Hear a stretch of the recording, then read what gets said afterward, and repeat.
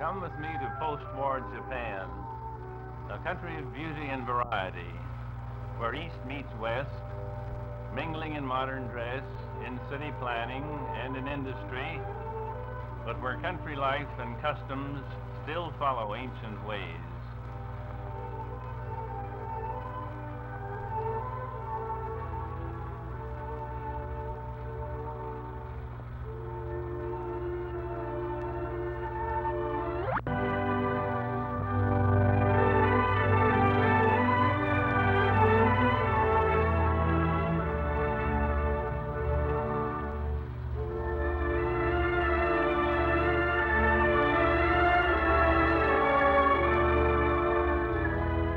Beautiful gardens lie about the Kanaya Hotel near the shrine of Nikko.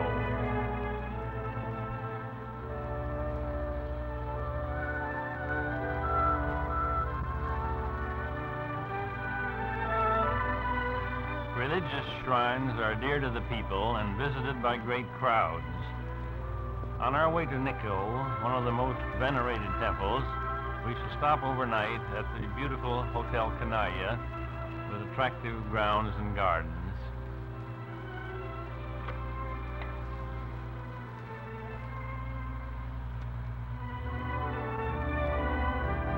A popular saying among the Japanese is, do not use the word sublime until you have seen Nikko, expressing their admiration for this 320-year-old Shinto temple.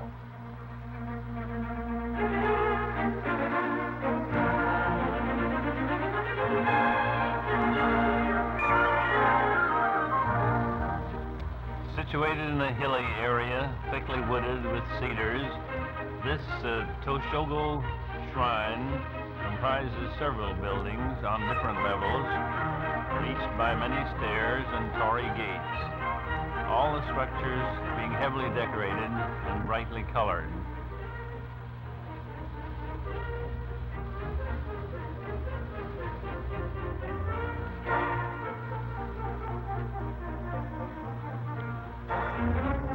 One bit of decoration on the wall of the sacred stable shows these original three wise monkeys. See no evil, hear no evil, speak no evil.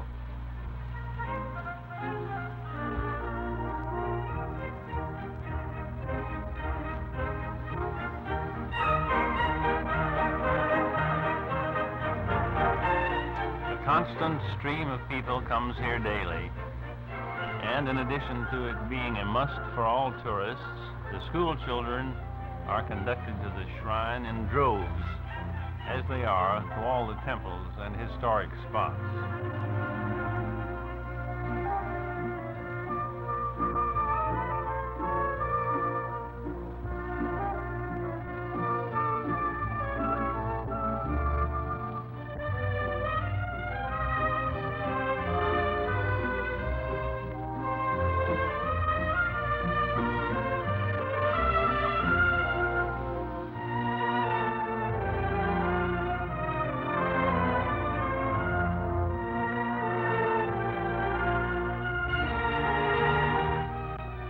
Nikko and proceeding across country by auto, we find a few cherry trees in blossom, which we had been so hopeful of seeing. But there are only a few, as the season is a bit late in May.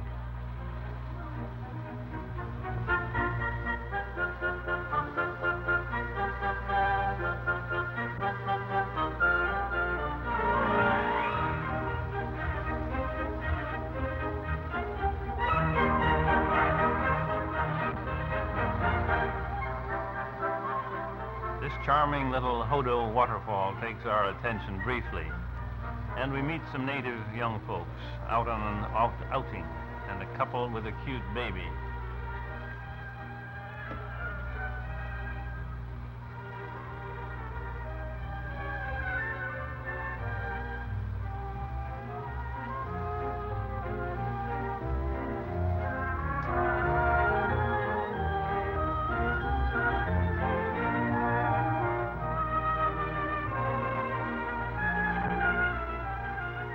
On to Lake Chuzenzi and its shrine, where crowds of people are picnicking by the shore, and little boats come and go,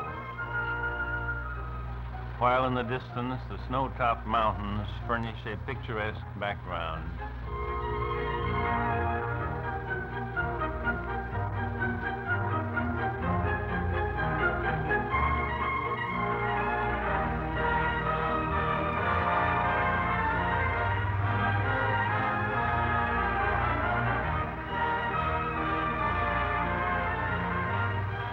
Children are in the great majority here, and as everywhere, they are happy and good-natured and notably well behaved.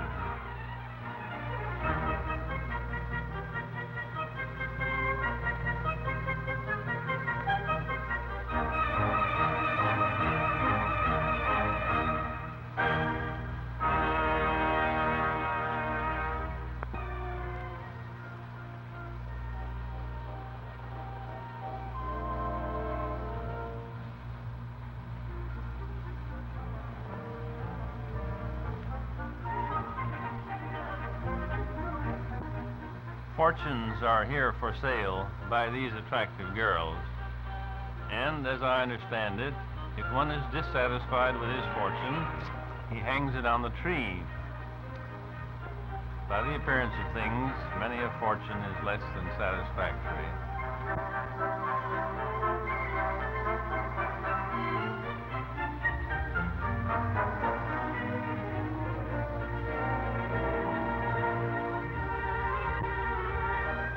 The temple at the lake shore is imposing in appearance and draws many visitors, including the customary quota of school children.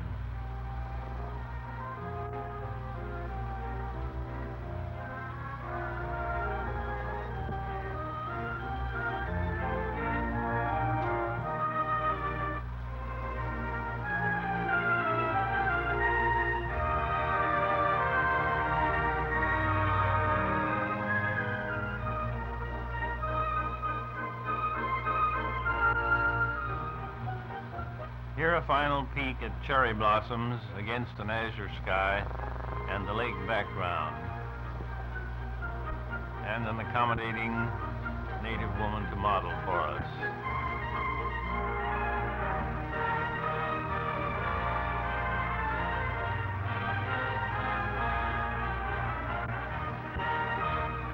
Driving from Tokyo another day toward Fuji Hakone National Park, we are fortunate to get a glimpse through the haze of Fujiyama, the mountain sacred to all Japanese.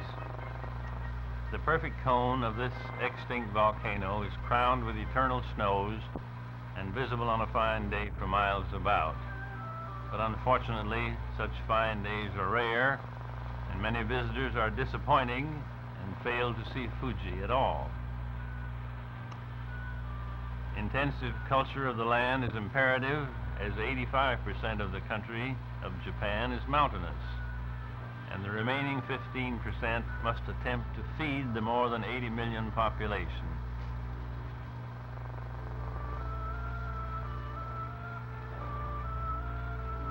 While waiting for a train, we are amused by the girls and boys in the car on the other track, full of fun like children everywhere, and more curious about us, strangers, than the other way around.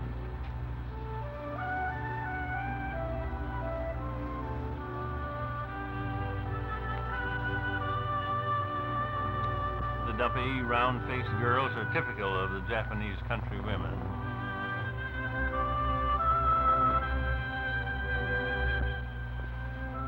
Kyoto is our next stop, and what an interesting and historical place it is.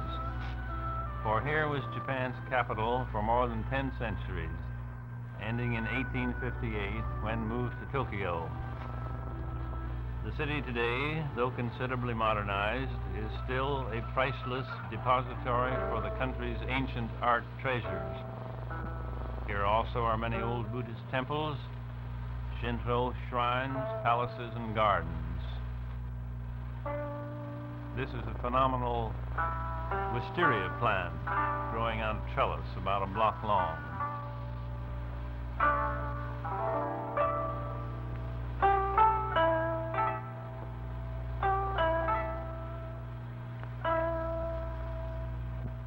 The kimonos are more prevalent here for the women's garb, and the customs are more traditional.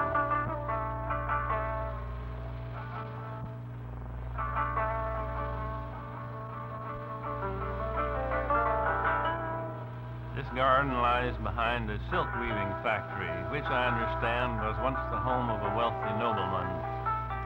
And its well laid out walks and ponds and shrubbery contribute one of the finest gardens in this fair city. Two of the factory girls display some of the silk wares woven here, all hand loomed and exquisite in coloring and texture.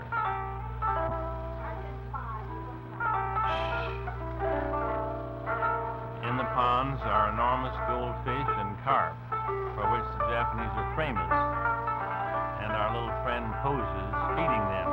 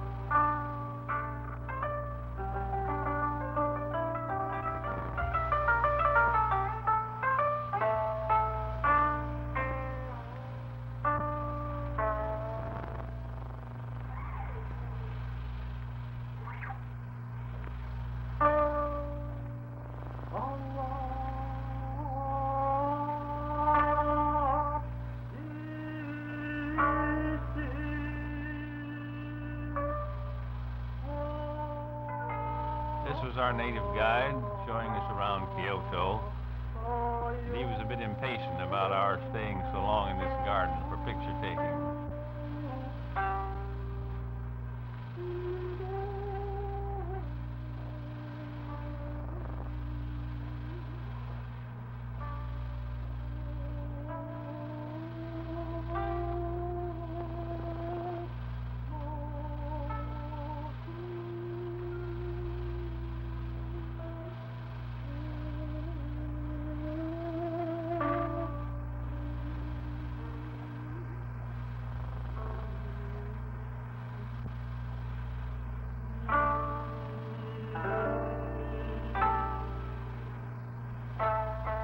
Walking toward us are not three little maids from school, as occur in Gilbert and Sullivan's Mikado, but some trim airline hostesses.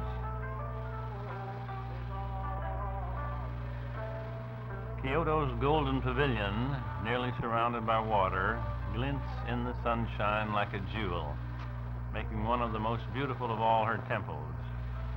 And here, perhaps, are the most children of all.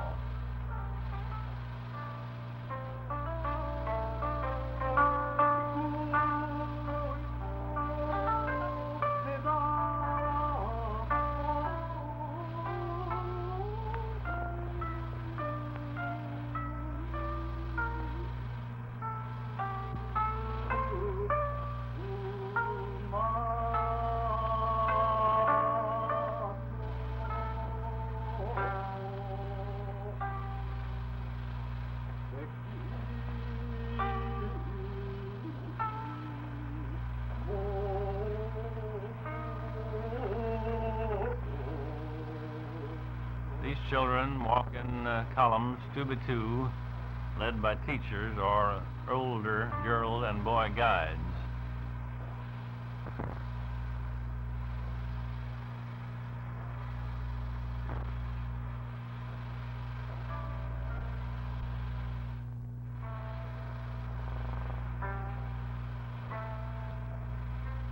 Kyoto side streets are narrow but interesting, with colorful signs telling the nature of the shops, and ladies clad in kimonos, which are a charming remnant of old Japan. What a pity that in Tokyo and the other metropolitan centers, the kimonos are giving way so much to Western dress.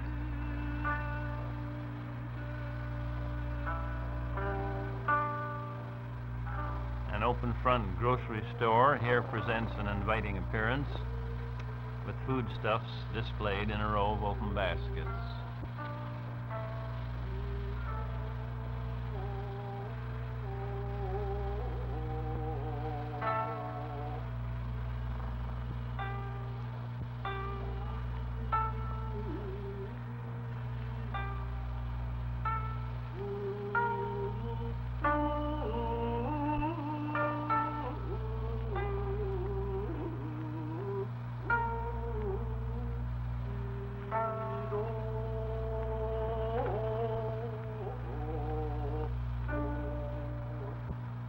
Should you need a shoe shine, you will find both men and women plying that trade on the sidewalks, where they sit on little mats all day long, doing an excellent job at a fraction of American prices. Among the great temples, the Toidiji Shrine at Nara stands out as the tallest, housing the largest statue of Buddha in all the world. This colossal image of bronze stands, or rather sits, 55.5 feet tall and weighs nearly 500 tons.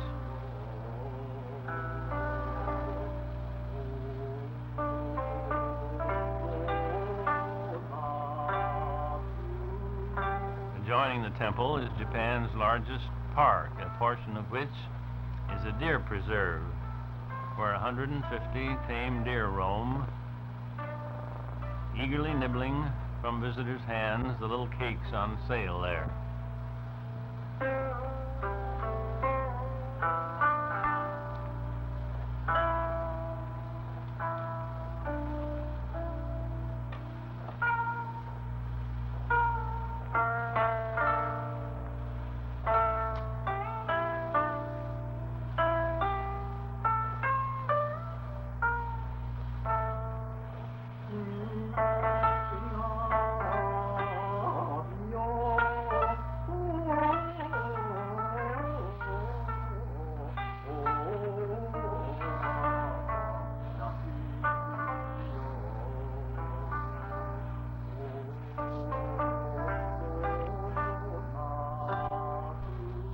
And this lane of antique stone lanterns, we are told, contains 1,500 of these art objects. And now Tokyo, the country's capital, greets us, the largest city in population in the world, numbering 8 million or more people. This city was destroyed in World War II to the extent of 80%, but has risen from its ashes in the intervening 14 years to become a metropolitan miracle, a monument to the industry and determination of its citizens.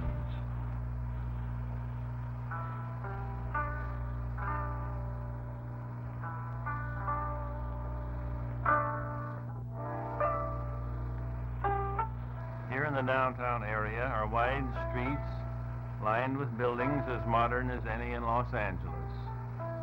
Department stores comparable to Robinson's or Bullock's, and shops as attractive as any in Beverly Hills, not to mention women as fashionably dressed.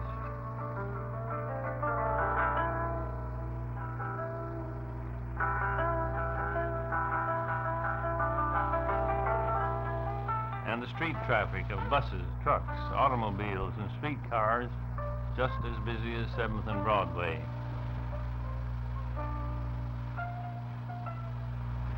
The Ginza is Tokyo's Fifth Avenue, or Wilshire Boulevard, and with its handsome stores and flamboyant neon signs, a delightful place to shop.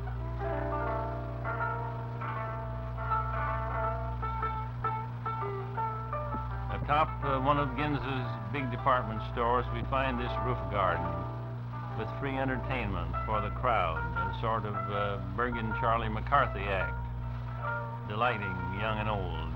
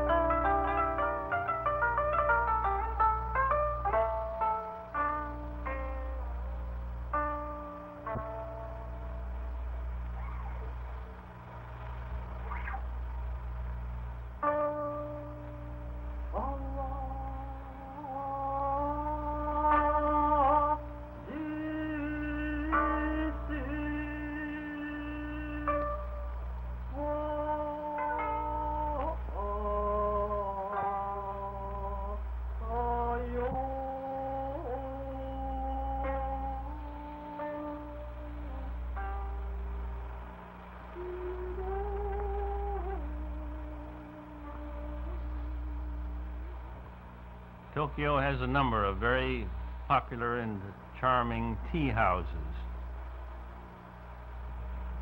Several of them are built in the form of one gallery over another with a central open well. And in this central well is an orchestra playing. This display of food in a restaurant window is typical of most of the restaurants, showing the menu available.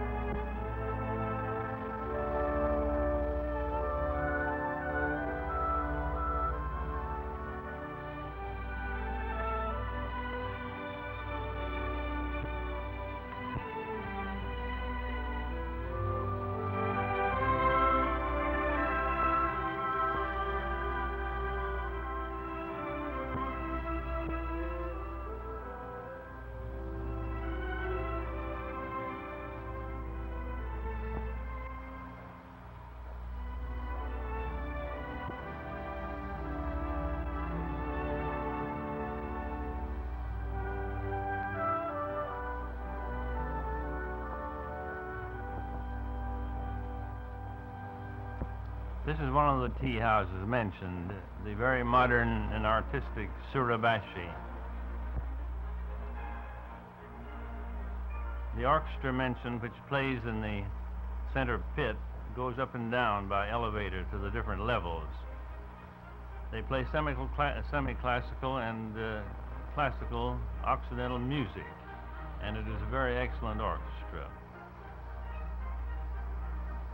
There is a saying in Tokyo that only the rich and the American tourists shop on the Ginza, while the common people trade at a combined amusement and shopping center called Asakusa, shown here. Along its main street, several blocks in length, are a multitude of small shops selling everything one could wish at prices within the reach of all. This is a street for foot traffic only, no vehicles, and has the true atmosphere of old Japan amidst a welter of color.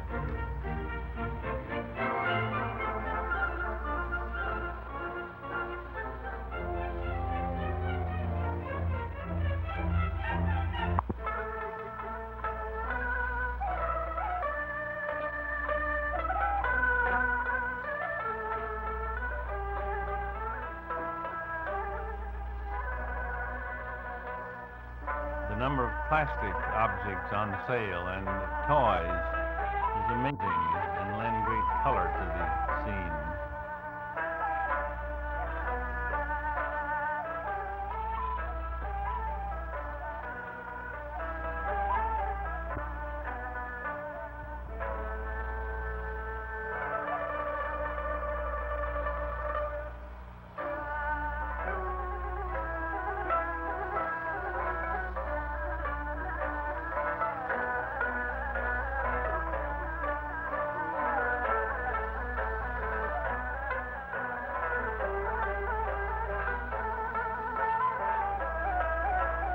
Far end of this street is a temple called the Kannon Temple, and in front of it a sort of open-air altar where the devout light incense at a charcoal burner, performing a ritual wherein the smoke is caught in the hands and carried to the face, head, or any part of the body in need of blessing.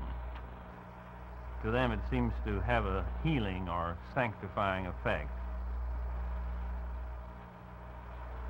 Perhaps the origin of the term holy smoke.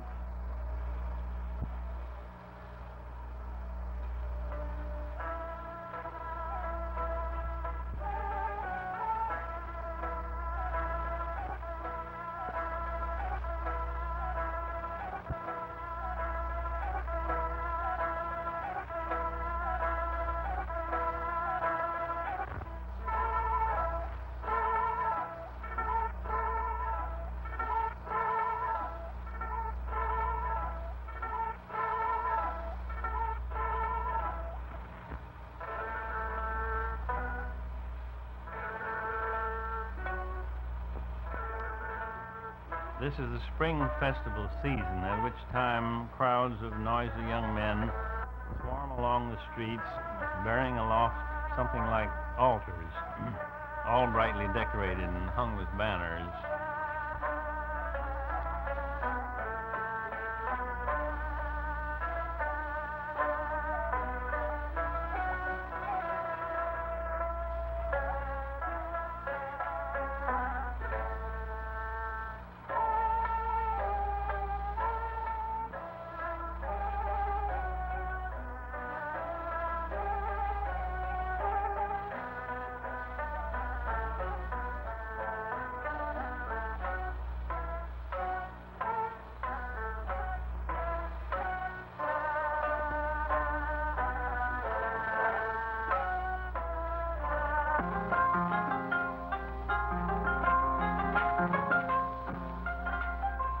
Two of the young men dressed up as dragons and performing a spirit dance for us.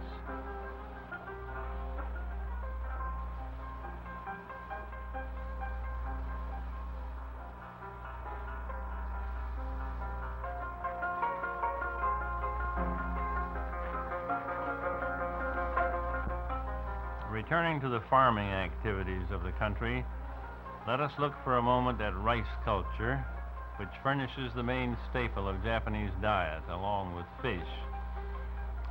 Rice is sprouted in boxes of earth, then transplanted stalk by tiny stalk into prepared beds underwater, requiring endless hours of back-breaking toil by men and women alike.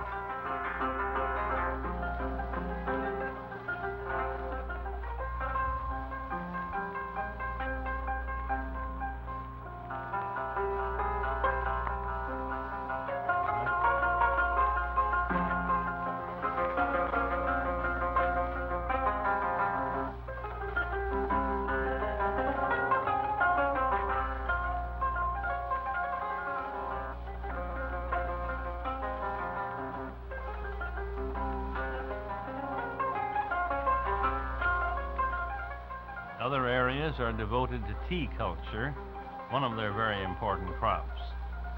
And these plants are given extreme care, often grown under the shade of straw mats, supported on poles, or protected by caps of straw.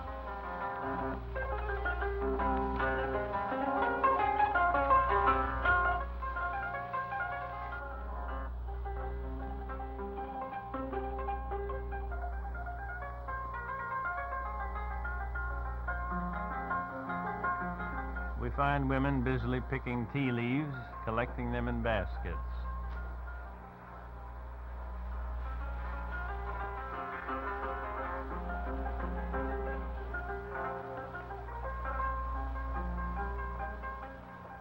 They all wear white headcloths covered by wide straw hats.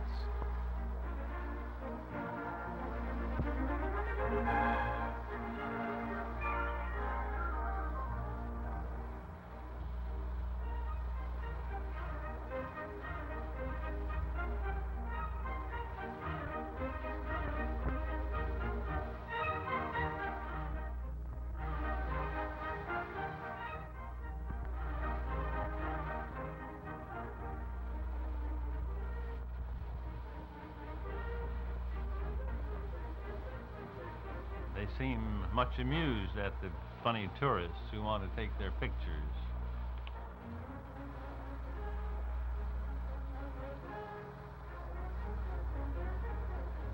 All but this overseer lady who is put out by it.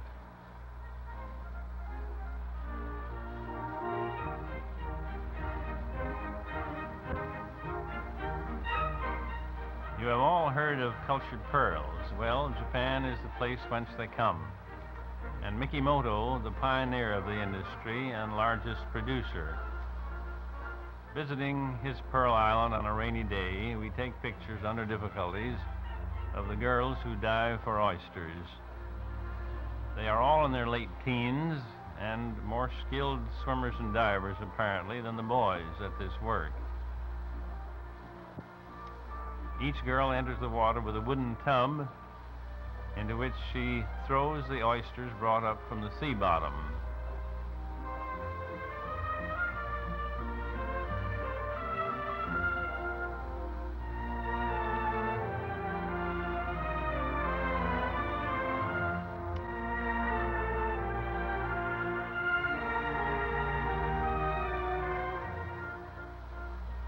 the raindrops dappling the water here in the picture.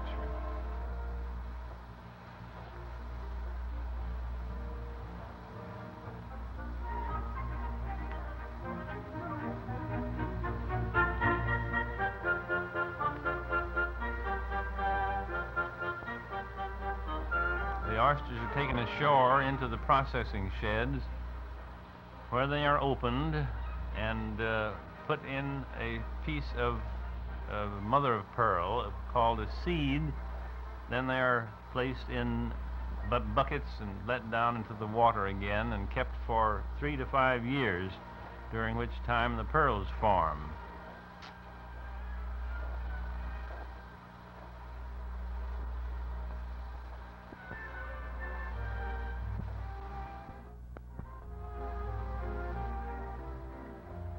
They are eventually brought up, opened, pearls removed, graded, sorted, perforated, and strung.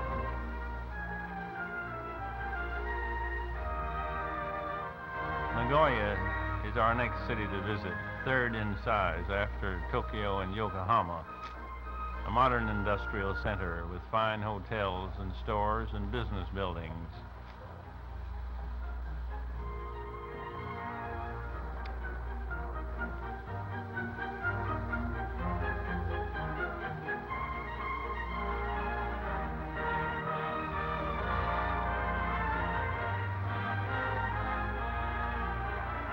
We see the native population hurrying about their affairs or lining up, as here, to wait patiently for streetcars.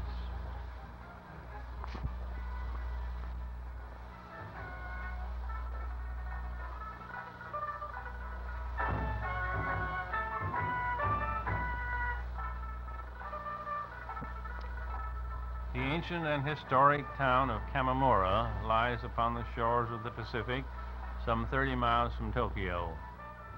Here is to be found the huge bronze Daibutsu Buddha, dating back to 1253, an object of worship and admiration for all the people.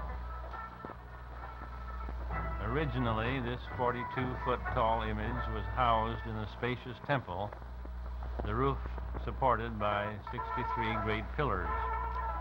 But this was destroyed by a tidal wave in 1495 and never rebuilt.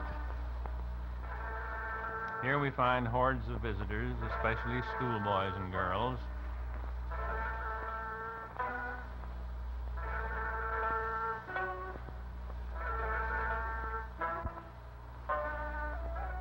A more camera-toting crowd you never saw anywhere. Nearly every student carries a camera. And little chaps of 8 or 10 are avid in pursuit of the photographic art.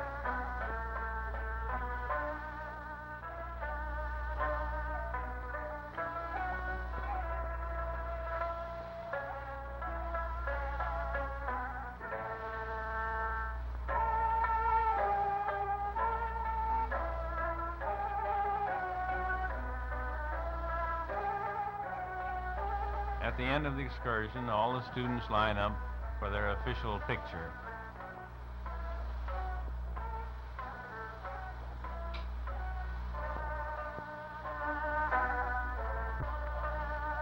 This is sumo wrestling, or properly called smo, an ancient and honorable sport. Great elimination contests are held several times a year, drawing great crowds and being televised over the country. The contestants are professional, huge men weighing from 200 to 300 pounds, some looking very fat, the greater weight doubtless being a real advantage. The rules seem simple, all holes being at the waist or above, and a match is decided by one wrestler throwing his opponent or pushing him out of the rather small ring, some 15 feet across. Much formality precedes the bout, with a great deal of posturing and strutting. But when action starts, these huge men are amazingly agile, and a contest rarely lasts more than 20 or 30 seconds.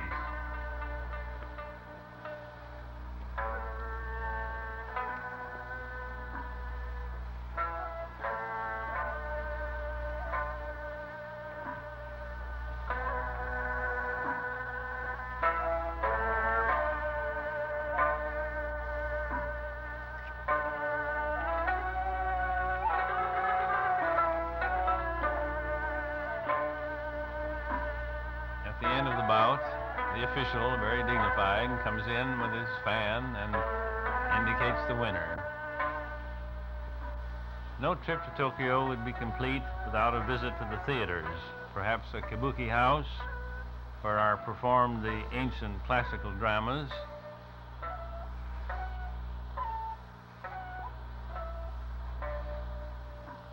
but one is more likely to attend the Kokusai Theater, where a variety show of some 3 hours superb entertainment is given.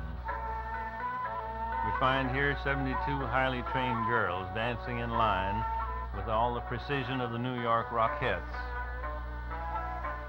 This show, now in its 30th year, features 30 of the loveliest showgirls with a 30-piece orchestra, gorgeous costumes, and the most lavish sets imaginable.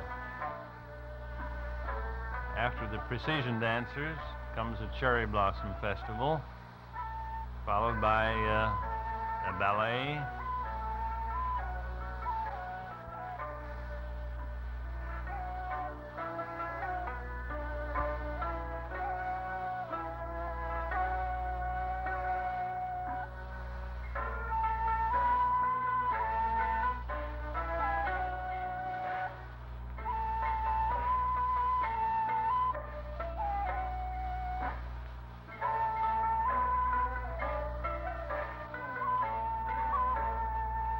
and now we see a Spanish number, all performed by Japanese girls, there being no male performers.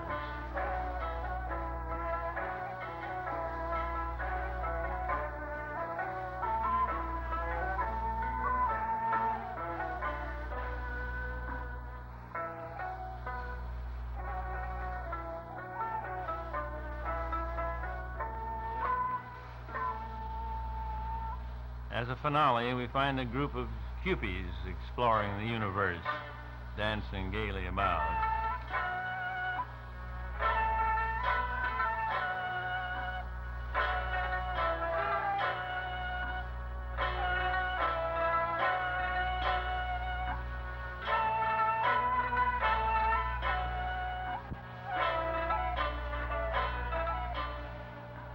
Now a rocket ship arrives from Mars and queer little men in green emerge. After some tussling, they all seem to make up and agree to live happily ever after. All very delightful.